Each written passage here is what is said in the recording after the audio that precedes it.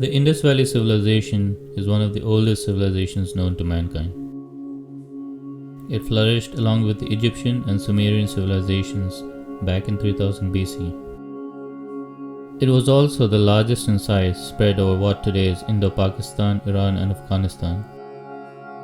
The Indus people were highly sophisticated. They built cities out of brick and stone, cities that had underground sewage systems, reservoirs and swimming pools. They used complex tools like the handcart shown here, and they had one of the earliest systems of writing known to man.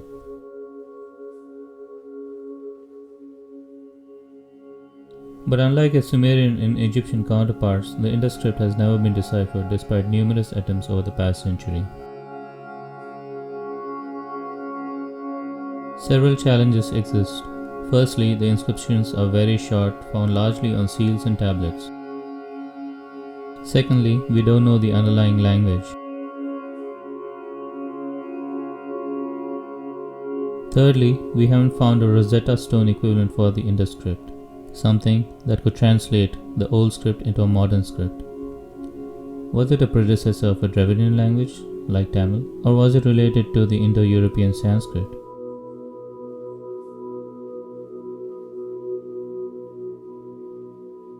Adding fuel to the fire, some scientists believe it's not a script in the first place, but simple symbols. Hi, I'm here to talk to you about the Indus Valley script. Let me start by saying that it's been more than 100 years since the Indus Valley script has been discovered, but so far it hasn't been deciphered. And for me, that holds the greatest amount of mystery. It's one of the last mysteries that remains from the ancient world, and deciphering it will not only tell us who our ancestors were, but also what languages they spoke, what their social life was like, and just how intelligent they were. And for me, that holds the greatest importance. So let me give you a quick introduction to the Indus script. The longest stretch of symbols ever found was something like this.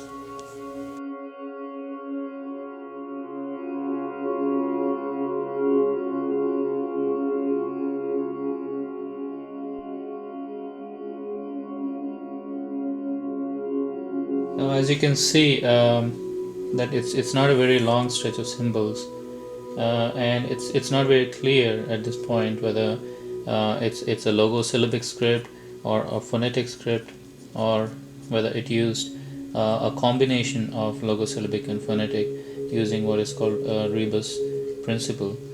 So an example of rebus principle is you could represent the word believe as a B followed by a leaf, and this is basically the rebus principle, which is used to represent more complex words using phonetic symbols. So what exactly is the Indus script? To understand that, we decided to travel to the Indus, because any attempt at deciphering the Indus script would be futile without first learning its background and history. Our journey to Dholavira would take us by flight from Bangalore to Ahmedabad, and then by train and road over the Run of Kutch.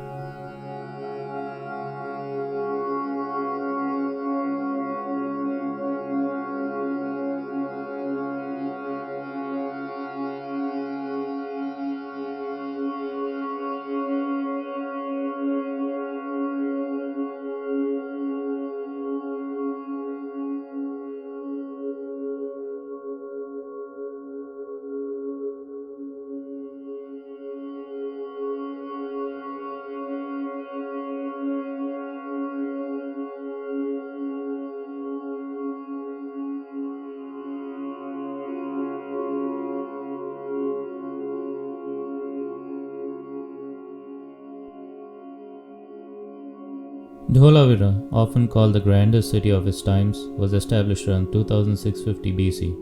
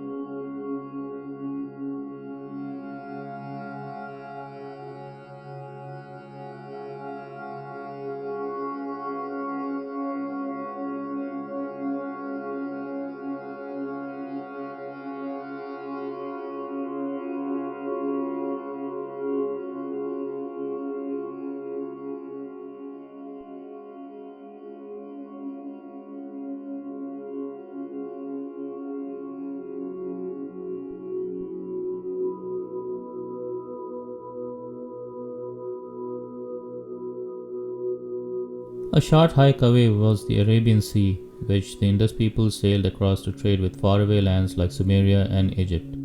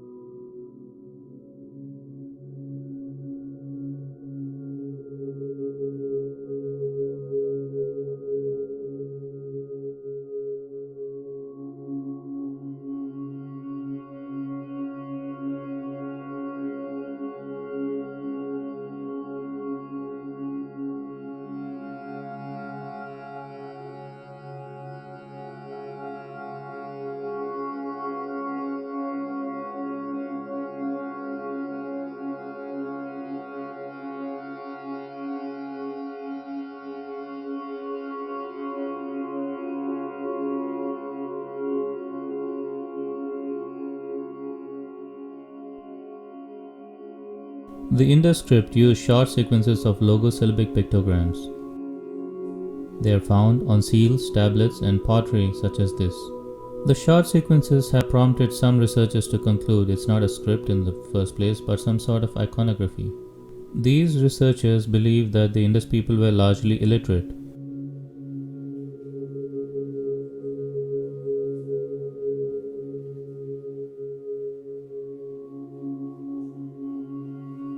Other researchers have strongly refuted this with complex computer analysis that shows that the Indus script had the markings of illiterate language. I decided to take a different approach. Instead of focusing on the actual decipherment, I decided to focus on what the language was used for and how. I call this the use case method. It's a well-known fact that the seals were used in trade and perhaps in accounting. So let's say an Indus trader wanted to sell his goods in Sumeria. How would he ensure that the profits of the trade made its way back to him? He would seal his bag with his unique trademark. And what information would such a trademark have? Firstly, it would have his name. And secondly, considering there would be others in the town with the same name, he would add his address. And thirdly, he would probably add his profession or caste. These three tokens would identify him uniquely.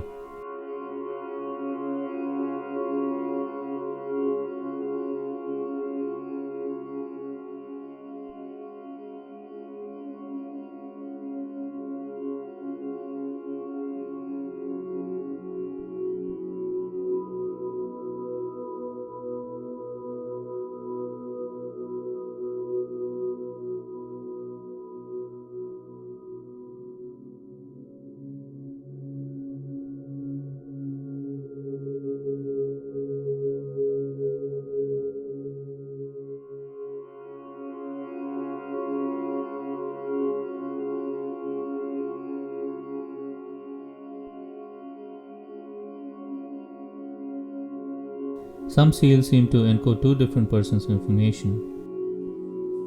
This could mean the Indus traders probably had some sort of profit sharing or partnerships in trade.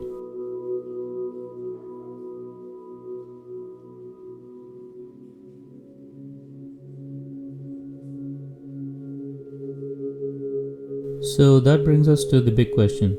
If the Indus people used writing mainly to record names and addresses on seals for trade purposes, why did they not expand it to a full-scale writing system? This was probably because their intellectual elite, much like the Brahmins later, preferred to maintain an oral tradition of passing on information as opposed to a written method. Why? To keep information proprietary and to prevent information from being disseminated to the common people. In conclusion, the Indus people were perhaps just as literate as the Sumerian and Egyptian counterparts. but use writing exclusively for trade purposes, mainly to keep secret information proprietary. The use case method of deciphering the seals explained in this video is an alternate path to deciphering the Indus script. Hopefully, it will shed new light on the mysterious writing of the Indus people.